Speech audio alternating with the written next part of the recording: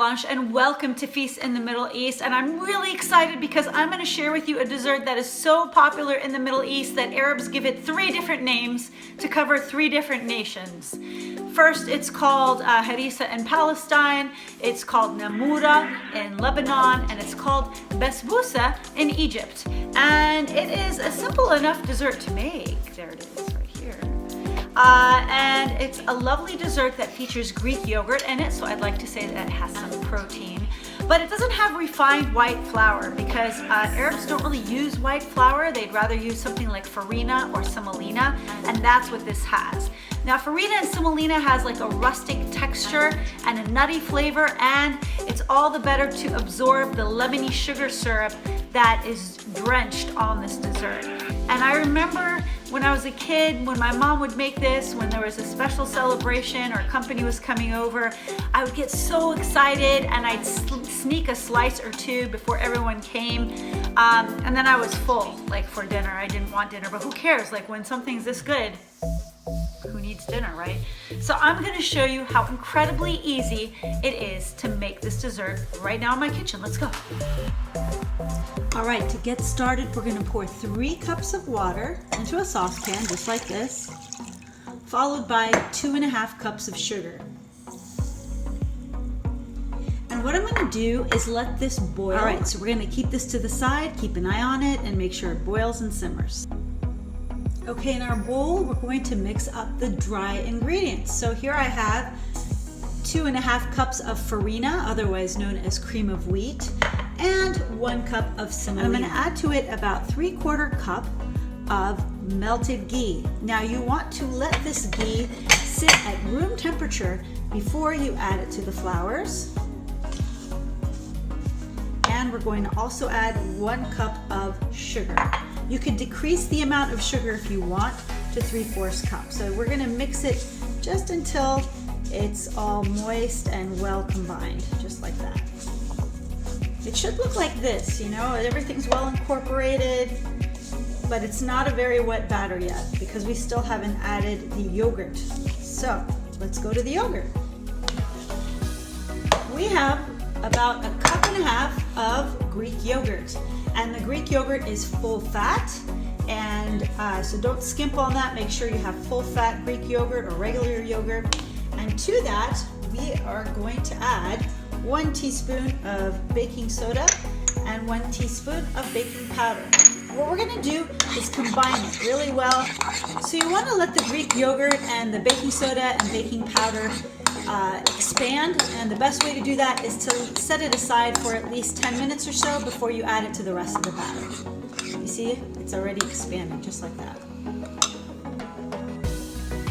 Okay, so now what we're going to do is add the yogurt mixture to the rest of the batter, just like that. See that? And the yogurt is going to add a moistness and a tanginess to the cake that I absolutely love. So here we go, just like that. And let's fold that in gently, make sure it's well incorporated, just like that. If you find that the batter is not wet enough, feel free to add more yogurt.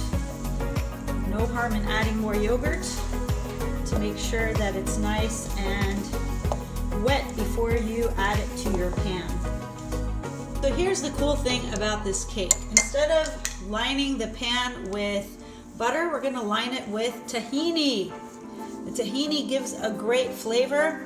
It acts like butter, but it adds a nice nutty flavor to it. So I'm just gonna make sure the pan is all nice and evenly coated.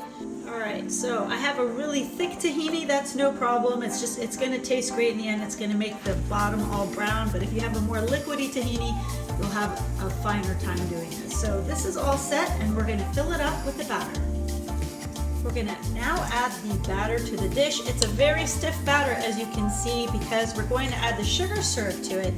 And the sugar syrup is gonna make it very moist. So don't be surprised if your batter's a little stiff. We're just gonna cover all ends of the pan here and straighten it out in the end. Just like that. Okay, see that? I'm smoothing it down. And sometimes what people do is add a little bit of yogurt on the top, just to just sort of smooth it out. You see how the yogurt, just a couple of tablespoons of yogurt does a great job in smoothing it out some more so that you're ready to cut it. Okay, you see how smooth that is? The yogurt helped tremendously in making the top smooth. And now we're gonna cut it. You can cut it in diamonds or squares. It really depends on what your preference is. Just for ease, I'm just gonna cut it in squares right now. So you pre-cut it before you bake it. So like this.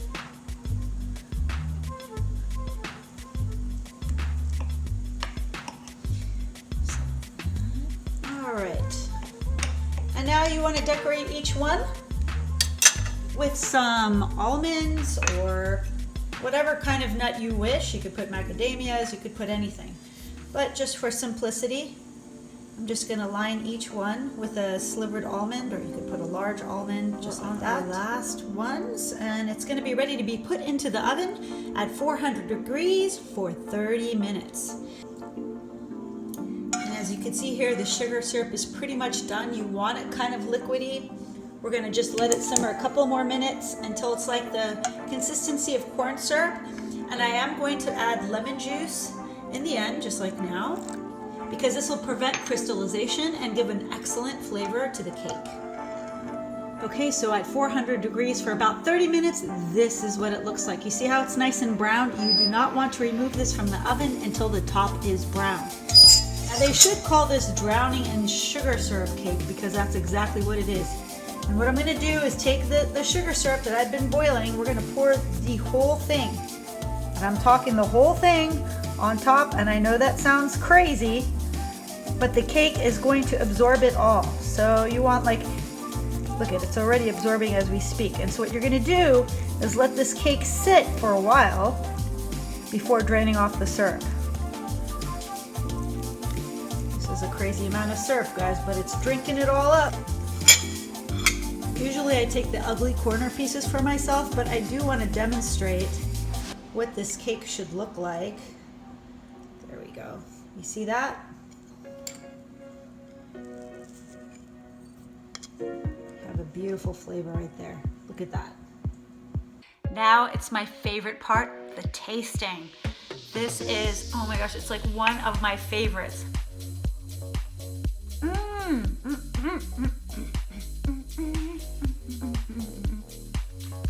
Okay, I want to enjoy this chewing, so I'm going to just like stop it for a second, okay?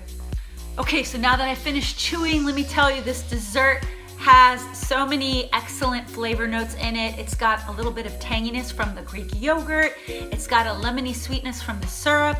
If you want to add rose, you can add that to the syrup to give it a rose or orange blossom flavor if you want orange blossom water. You could add a half a cup of coconut, you could add dried fruit, you could add chocolate, you could put a layer of ricotta cheese. So as you can see, the possibilities are endless. An added bonus is there are no eggs in this dessert, so if you have an egg allergy, you can eat this cake safely with no worry about eggs, which I know is a concern because a lot of people that are allergic to eggs can't eat cake because they're worried about eggs in the cake. Not with this one. And if you're not subscribed yet, please do and hit that little bell next to the subscribe button so that you can get my videos as soon as I upload them. And if you want more Middle Eastern desserts, just leave it in the comments below. Until next time, sahtan and happy eating. I'm just gonna enjoy this dessert.